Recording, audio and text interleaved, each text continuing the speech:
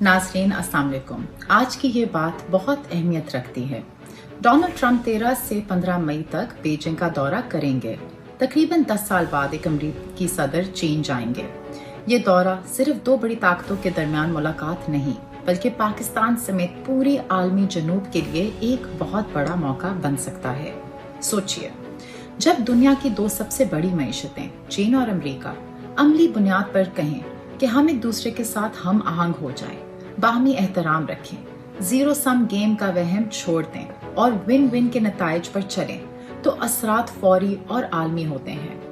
ये फायदा सबसे पहले Pakistan, Bangladesh, Africa, Latin America, बाकी एशियन ममालिक तक पहुंचेगा। अब देखें तो दोनों मुल्कों के दरमियान बाहमी तजारत अब भी मिडवेस्ट की सोयाबीन्स से लेकर चीनी पेट्रोकेमिकल इंपोर्ट्स तक सब कुछ चल रहा है।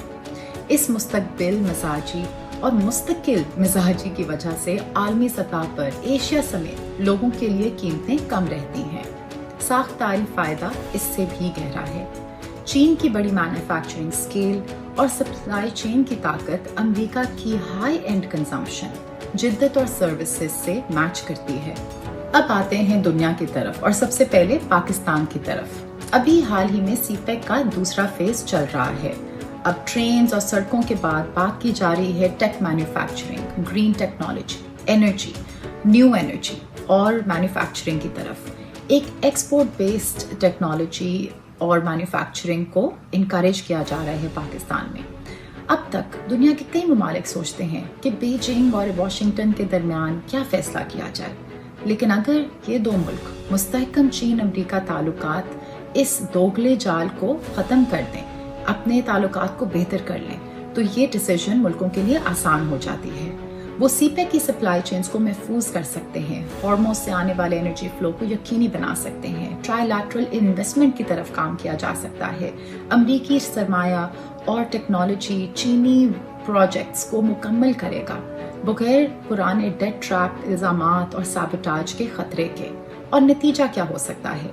पाकिस्तानी ज़री बरामदात बढ़ सकती हैं, डिजिटल और ग्रीन ट्रांजिशन तेज हो सकता है और पाकिस्तान अजीम ताकतों की तरफ बढ़ सकता है, प्रोडक्टिविटी और कनेक्टिविटी का हब बन सकता है और भी जल्दी। और कारोबारी लोग तो इस फायदे को पहले से ही समझते हैं। मसलन गुडईयर अपने चीनी प्लांट्स को एशिया पैसिफिक का हब बना रहा है। और जहां तक फूजियान, जोंगजी और जेएसी ऑटो की बात है, इनके लोग अमेरिका को अपना पार्टनर समझते हैं, अपना मेन पार्टनर करार देते हैं और वो समझते हैं कि एक दूसरे के साथ मिल के काम करने के फवायद बेहतरीन हैं। इसके बरअक्स कन्फ्रंटेशन के नताइज दोनों के लिए बुरे हैं। तो तजारत से जो लोग जुड़े हुए हैं, जो एग्जीक्यूटिव्स हैं, चाहे वो अमेरिका में हैं या चीन में हैं, वो समझते हैं कि एक दूसरे के साथ मिल के काम करने के फवायद बेहतरीन हैं, उनके लिए भी और बाकी दुनिया के लिए भी।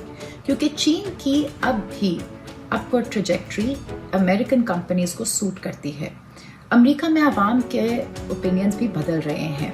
53% लोग अब ये समझते हैं कि फ्रेंडली एंगेजमेंट और कोऑपरेशन चीन के साथ बेहतर है और 2019 के बरक्स ये अब बहुत पॉजिटिव ओपिनियन है।